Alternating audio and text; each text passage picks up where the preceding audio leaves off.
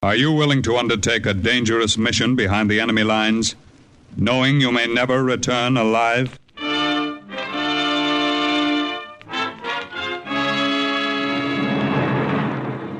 What you have just heard is the question asked during the war to agents of the OSS, ordinary citizens who to this question answered, yes. This is Cloak and Dagger.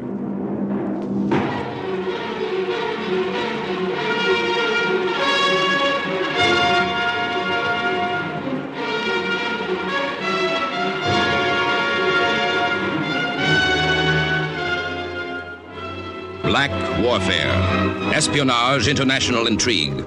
These are the weapons of the OSS. Today's story, The Roof of the World, concerning two American agents who travel into the far-off and mysterious land of Tibet on a secret pilgrimage, is suggested by actual incidents recorded in the Washington files of the Office of Strategic Services. A story that can now be told.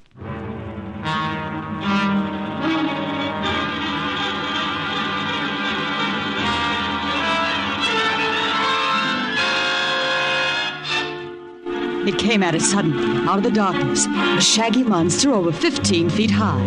None of us said a word for a minute. We just stared at it. The tusks. Look at the length of them. The tusks of this monster must have been at least 12 feet long. And I knew myself that if I hadn't seen it, stood right in front of it, I wouldn't have believed it actually existed either. But I saw it. There was definite proof. It did live. Once. Okay, lights. Put on the lights, please. Oh, did you ever see anything like it? All right now. Quiet, please. Quiet.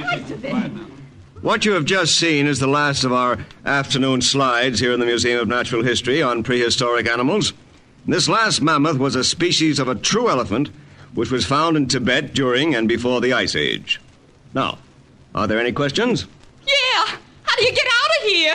I didn't Well, if you'll all follow the guide, he'll take you into the next room where you can actually see the skeletons of these monsters, which paleontologists have reconstructed from fossils and actual bones discovered in the earth. Philip? Oh, Phil. Oh, hello, Esther. Were you here for the whole lecture? No, just the last part of it. But you were sensational. Flattery will get you nowhere. What's that? Oh, telegram. Here. Just came to the office. Thanks. Oh, it's not from me, it's for us. Oh, who's it from? Washington. The Office of Strategic Services wants to see us. Office of Strategic...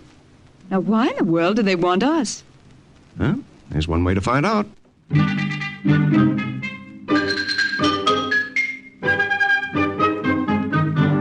Mr. and Mrs. Malden, we know your reputation as geologists and explorers. We know you've traveled the Far East together several times. That's true, Colonel. Now, at this stage of the war, Germany is pushing eastward across Africa to Suez, and Japan is thrusting westward across China into India. If the Axis partners meet, their junction will be Central Asia, and dominating that meeting point will be Tibet. What do you want us to do, Colonel? We want volunteers to make a pilgrimage to the Dalai Lama, High Priest of Tibet. It'll be a goodwill mission to get them on our side. It involves a great deal of danger. Yes, we know. Esther? Well, as long as you're sure that mammoth elephant disappeared from there centuries ago, I'm willing.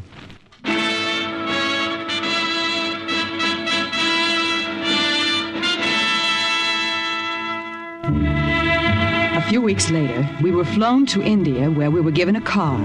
And then the two of us started out across the border to a village called Gyuksam at the foot of the Himalaya Mountains. Once there, we were to pick up pack animals and a guide and start our journey to the holy city.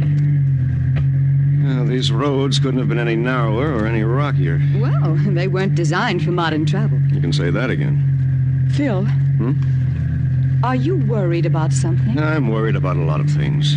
For instance? For instance, this is the worst possible time of the year to be traveling up that mountain. It's almost spring up there, and the thaw's setting in. It's going to loosen the snow and ice all along the way.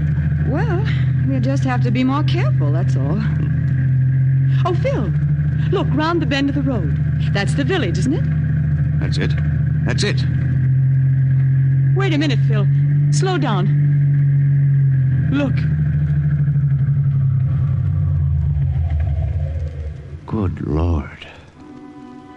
I should have said was a village. Burned to the ground. The old man who sat wailing and moaning, cross-legged on the ground, was the only one left alive in that village. Bandit tribe, come from mountains, steal, kill, set fire to village. How is it they spared you? I am priest sent from Dalai Lama to this village many years past. If they kill hoary man, great plague and pestilence will be upon them. Well, tell me, where'd you learn to speak English? In hoary city was taught. Well, what do we do now, Phil? We can't leave him here alone. We'll take him with us and drive until we find another village. Oh, no. I take you. Huh? What's that? Sing to will be guide to hoary city. Here all is lost. Go back to Dalai Lama. What about pack animals? A village of Chomda, not far away. We'll go there first. Chomda was about 10 miles away down the road. It was small, with only a few huts made of sun-dried bricks. Phil was afraid of the spring thaw that was setting in more every day, so we made arrangements with the native chief to start almost immediately. What do you say, Sing Tong? Skiangs, wild donkeys, as good pack animals as other white men has. Oh. What's he talking about? What other white men? Ask him.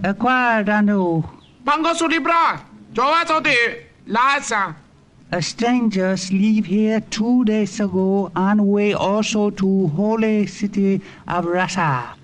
Wear badge with crooked cross. Phil. Nazis.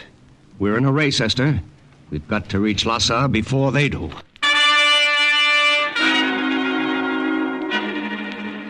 That was the first we knew that the Germans were ahead of us, going in the same direction, on the same mission. Philip was right. It was going to be a race for time. Esther! Come on, this is no time to pick flowers. Oh, look at this dwarf rhododendron, Phil. And up ahead, it's like a carpet of blue irises. There'll be plenty of foliage until we cross the timberline. Then it'll just be cold. And traveling on snow is going to be a lot tougher. Well, I'm not looking forward to the temperature dropping 100 degrees in 20 miles. Oh, watch it. Did you hurt yourself? No, I just tripped. I guess I must be getting tired. Is it Sing too? Yes, Mrs. Yes. How soon will we be able to camp? Cold Springs, less than half mile ahead. We'll camp there for night.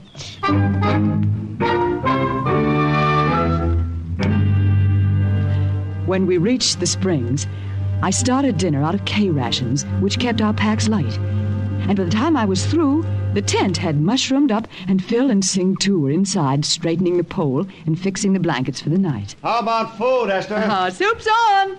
Very bon. Mala. I looked up from the fire to find an unpleasant surprise. 6 unpleasant surprises, carrying rifles and forming a ring of muddy boots all around me. Who are you men? What do you want? La. Phil! What is it? Sing too! Where'd they come from? I don't know. They're just here, that's all. Yeah. Sing too? These are some of nomad bandits who raid my village. Huh? What do they want? They say they take surprise everything. Guns too. Leader, shoot off gun to show you he mean what he say. Phil, without our supplies and guns, we'll have to turn back. Providing they let us turn back. They hold you hostage. Send me, hoary man, back to get ransom. Oh, Phil. Hold on. Don't let them know you're afraid of them.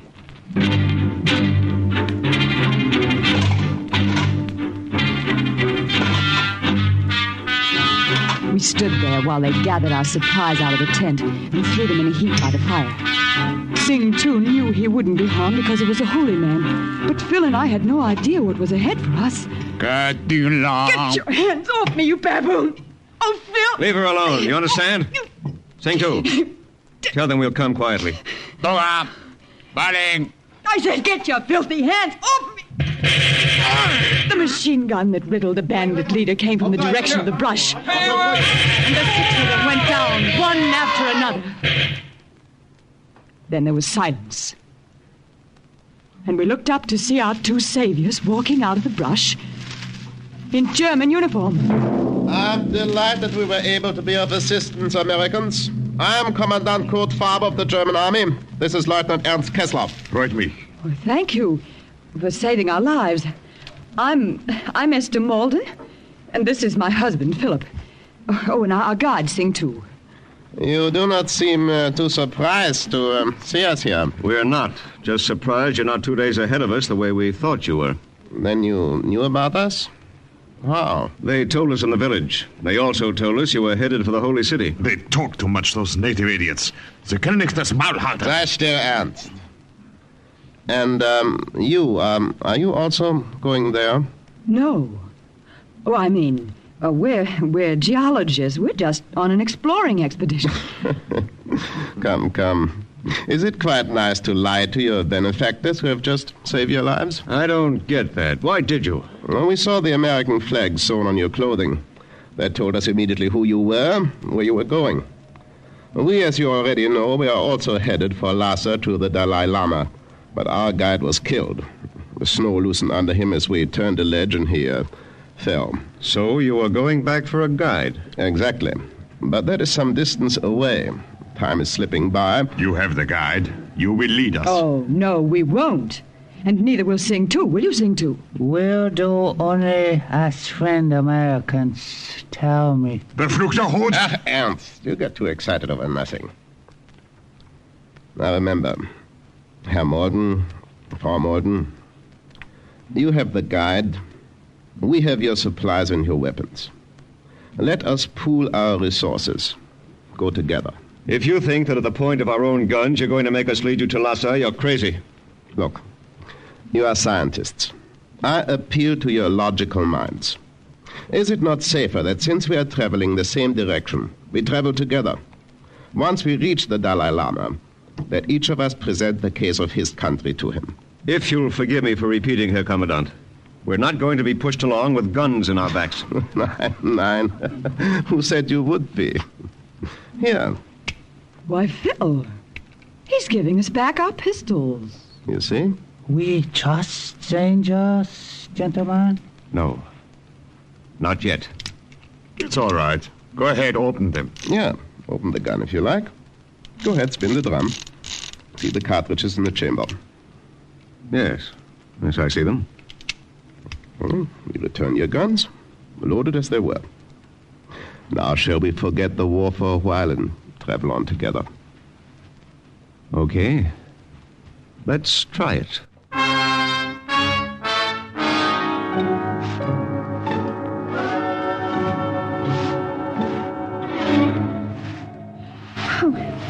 We're lagging behind them, Phil.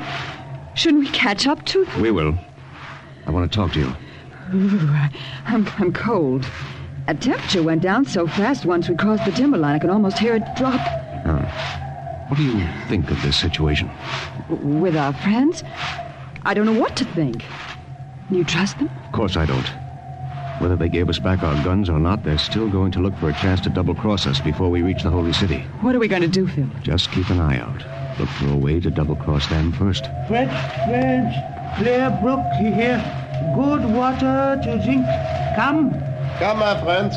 You hear what he says? Water. That will taste better than the whiskey in your flask, eh, Ernst? We're coming.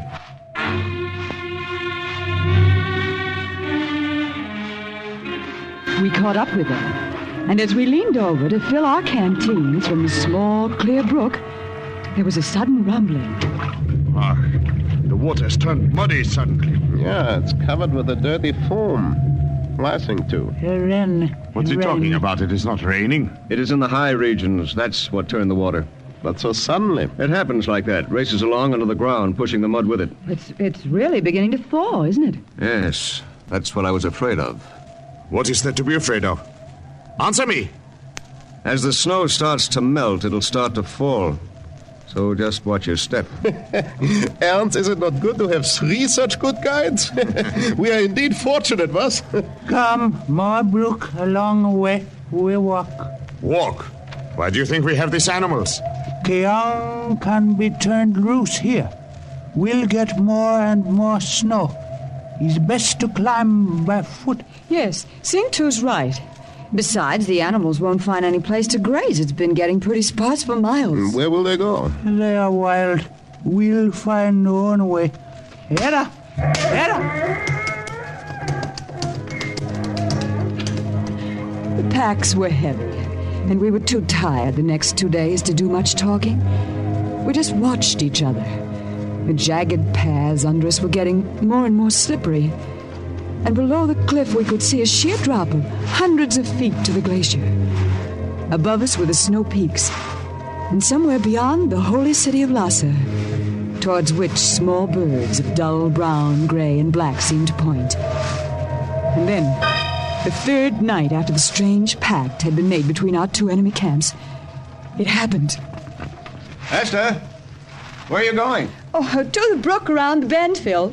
I want to get some water. You take care of the rest. If you pitch the tent, Herr Morgan, I'll fix the fire. Oh, by the way, where's Ernst?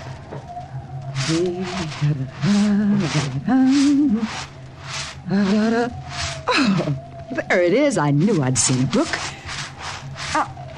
Ain't just a little bigger hole in the ice.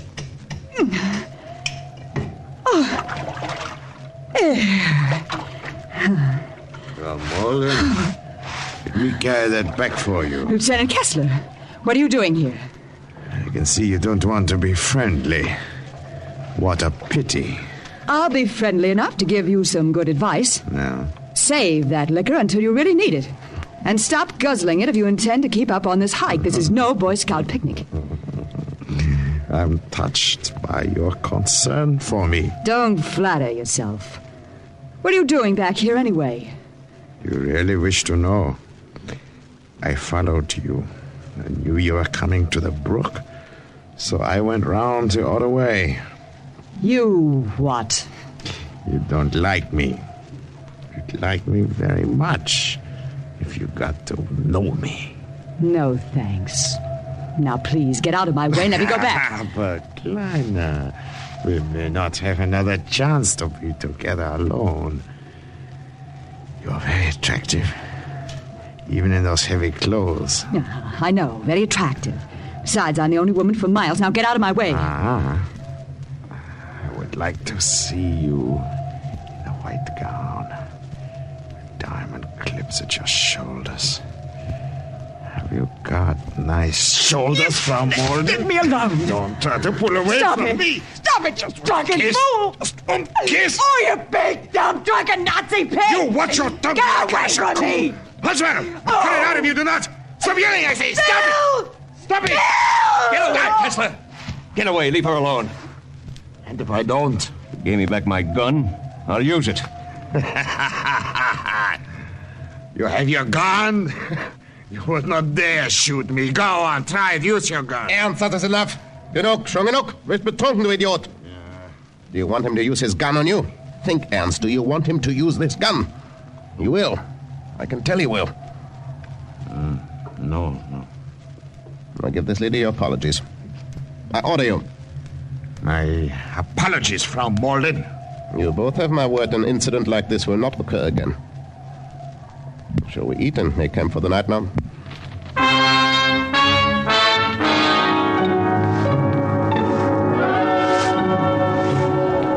All the next day, Phil and Sing Tu kept me between them as we climbed. I wondered how soon we'd see the holy city and when all this would come to a head. Look! When Sing Tu yelled, we turned around and looked in the direction from which we'd just come.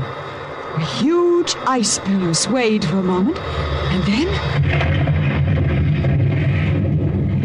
it landed on the path we had come from less than 2 hours before. Well, this is what we can expect from now on, now that the thaw's set in. Oh, well, I'll expect it, but I won't look forward to it.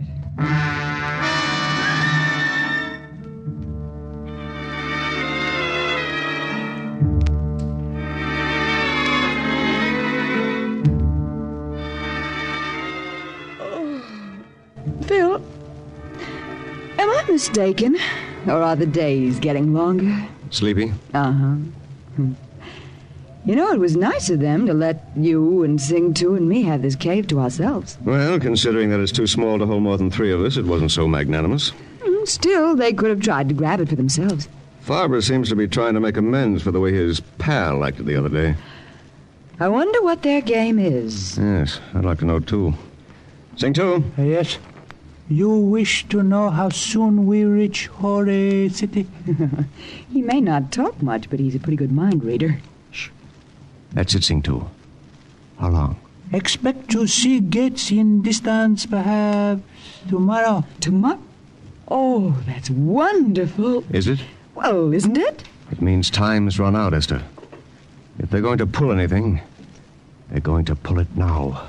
The Germans were camped under a ledge which protected them from the wind, about 50 feet from us across a narrow crevasse. In spite of all the things that had happened before, or might be going to happen ahead, it was strangely peaceful up there. In the west, a fan of pink rays from the sun shot up from behind the snow range, and overhead a few bright stars twinkled. Presently, the fan flickered and disappeared.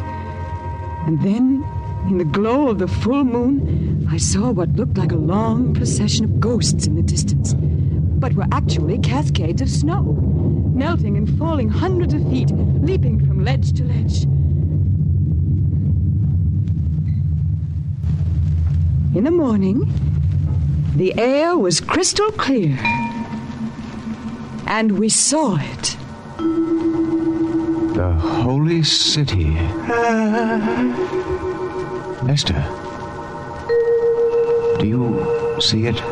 I expected only to return again when I die. Oh, it's beautiful.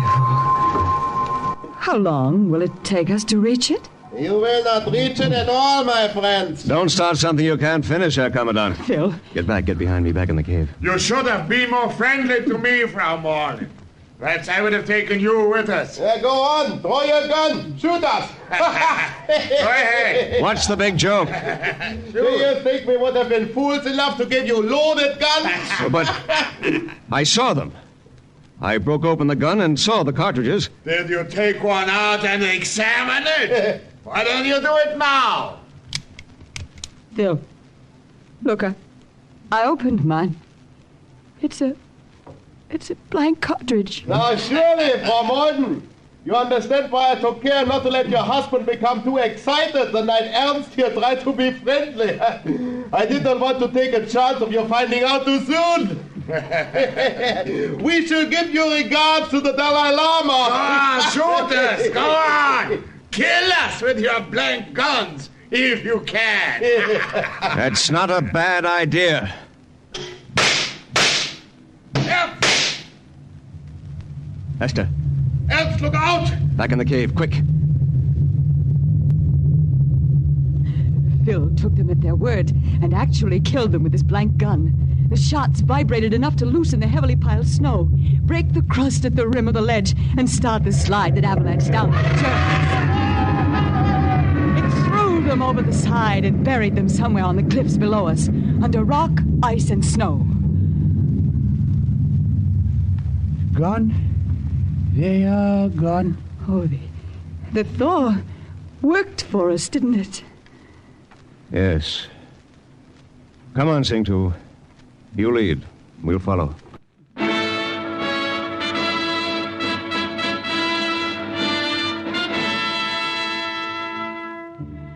We could see the Holy City, but it was still 25 miles away.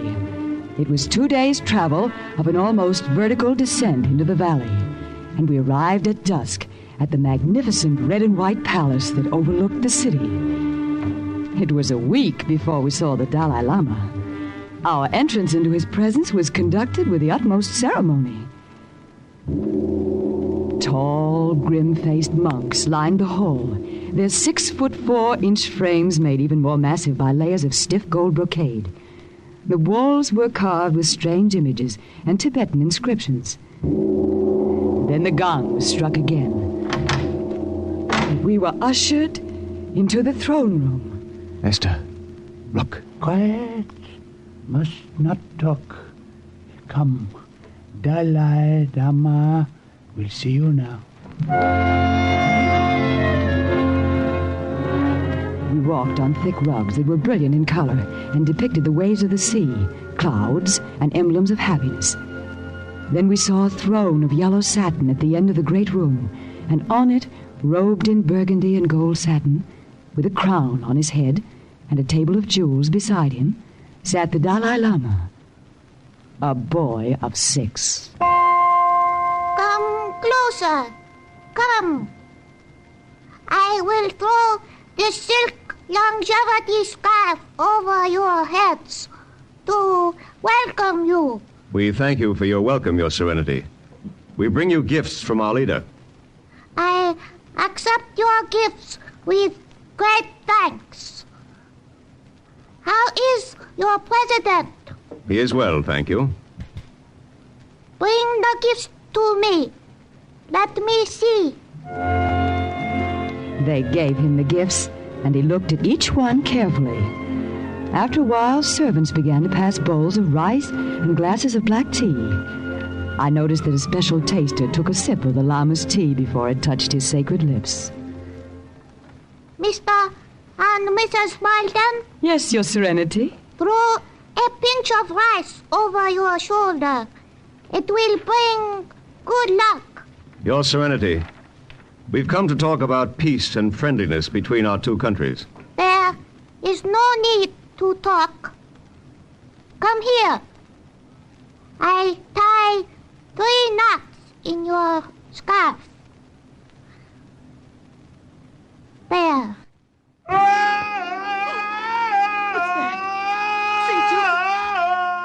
Means only interview at an end. But we've accomplished nothing. His Serenity has tied 3 knots in Americans' longevity scarf. He has blessed them. Our countries will be friends.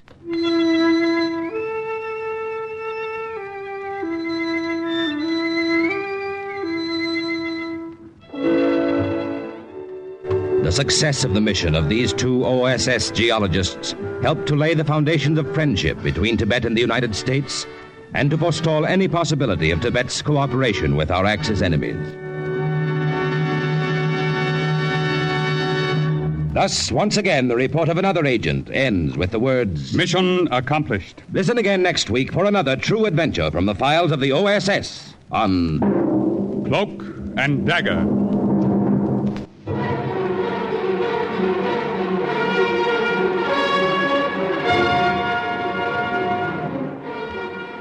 Heard in today's Cloak and Dagger adventure as Esther was Louise Barclay, Philip, Grant Richards, the monk, Raymond Edward Johnson, Farber, Stephen Schnabel, Kessler, Barry Kroger.